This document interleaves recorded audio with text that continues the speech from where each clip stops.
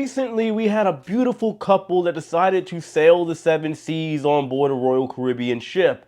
And unfortunately, they ended up paying the royal cost. So the couple's name is Alex and Alicia, or maybe it's Spanish, Alicia or something. Anyway, they were sailing on the world's second largest cruise ship, Royal Caribbean Symphony of the Seas, taking a 7-day adventure voyage over to the Eastern Caribbean. Now, they went to an Italian restaurant on board known as Jamie's. Most of you are familiar with it if you sailed on a Royal Caribbean ship. And they had crispy calamari, garlic bread, penne, pasta, cookies and cake, and all the things that come with a very extravagant, nice dinner, dessert, ice cream, all that jazz. And while it was a lot of food, they had no idea it would come with a lot of a headache of a price, just around about $98,000. Now, aside from that almost $100,000 price tag the couple was charged for a dinner at Jamie's, I do have to add that the couple also had what's known as the ultimate dining package. So for one lump sum, you can have multiple entrees at any specialty dining option every day while on board your cruise. For a, like I said, it's a decent charge. However, they say depending on the restaurant, unless you're eating at Chops every day or maybe hooked seafood on board, you can save as much as 40% than you would have if you had just gone to any other dining option every day and not gotten the dining package. But anyway, so lo and behold, it turns out that the $98,000 charge was actually an error by Royal Caribbean.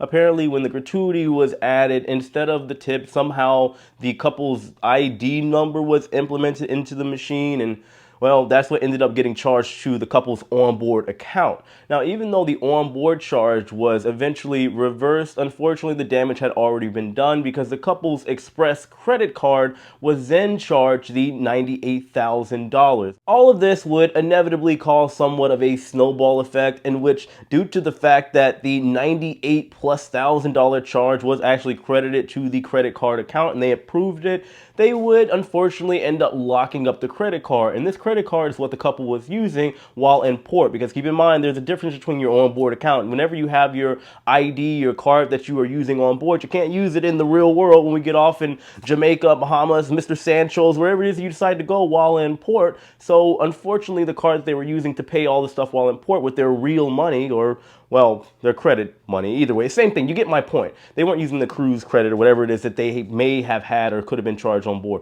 Anyway, I'm rambling. So what ended up happening is the card ended up getting locked up, and while they were in port, unfortunately, they could not use that credit card, which they had planned to use for all of their, expenses and whatever it is that they were going to buy while in port, restaurants and, jet skiing, anything. So that meant that they had to use cash or maybe another payment method, which obviously is going to cause a lot of frustration. The couple, Alex and Alicia, did specify that while this is frustrating, they don't blame, first of all, the server, because I know that's what a lot of people are probably thinking and accusing the server of maybe just making an error on their end. However, the couple specifies that it is a tech problem that went on with Royal Caribbean. But nonetheless, it did get worse because whenever you have a lockup or a hold on your credit or debit card, it can usually be anywhere from 5 to 7 days or about a week's time, which engulfed all of the time, and meaning they couldn't use that credit card at all while they were on their vacation, so they had to wait until they got back. Now, you had the couple that eventually would reach out to Royal Caribbean because they were, well, curious to see if Royal Caribbean had taken any action. Maybe they had gone out of their way, taken the initiative to contact the credit card company, American Express, and explain the situation. That way they could possibly expedite this process of getting that $98,000+ charge removed off of that bill, and that way the couple could forget it ever happened. But apparently and allegedly, according to the gentleman, Alex, he said that he called Royal Caribbean, was on the phone for hours to no avail, and well, he couldn't get in contact. And as to his knowledge, they didn't really make much progress in assisting the couple in ensuring that everything was going to be okay for that charge that should have never taken place from the beginning. Now, I will say this, I wouldn't even pay $98,000 for Salt Bay's 28-karat golden steak. Well, I wouldn't pay $98,000 for any kind of food, to be honest.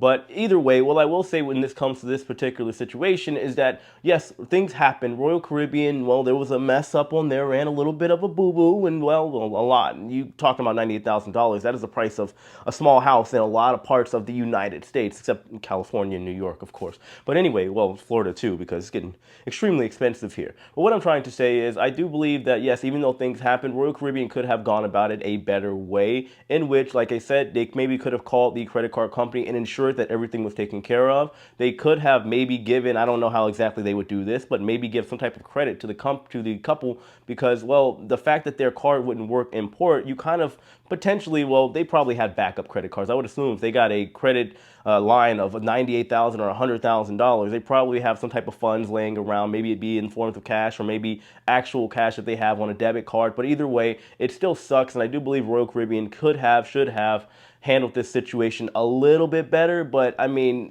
to each his own. I guess everybody's gonna have their own opinion regarding this matter. Anywho, I got a flight to catch in about 2 hours, so I gotta head to the airport. A funny story, by the way. Look, guys, so I didn't realize how jet lagged I was. So between like booking the flight and everything else I had going on, I've been kind of like dozing off. I just flew 11 hours yesterday from, where was I? Copenhagen, Denmark, and then I stopped in Reykjavik, Iceland, Boston, and then finally made it to Tampa at like 2 a.m. with a bunch of layovers. And man, it didn't hit me until yesterday. I booked a flight, right, to go over to Fort Lauderdale for an event with Princess Cruises. And obviously today is the 15th of September. I ended up booking a flight for October 15th. This is how drowsy I was. So thankfully I ended up just switching the flight. I had to pay like an extra like 50 bucks. So it kind of worked out. My flight is now at 10 a.m. instead of 8 a.m., which I'm honestly cool with, but I've also been up like all night. I tried to like get a little bit of rest. I took a little nappy poo yesterday at around 8 p.m. and I woke up at 2 and I've been up ever since. So here we are. Anyway, guys, let me know your thoughts on all this in the comment section below. Just know, of course, as always, I love and appreciate every single one of you. Hit that like button on your way out. And I got some more content. I think later today I'm going to post another video, depending on what time I get into Fort Lauderdale and what I got going on. I'll see you guys later. Take it easy.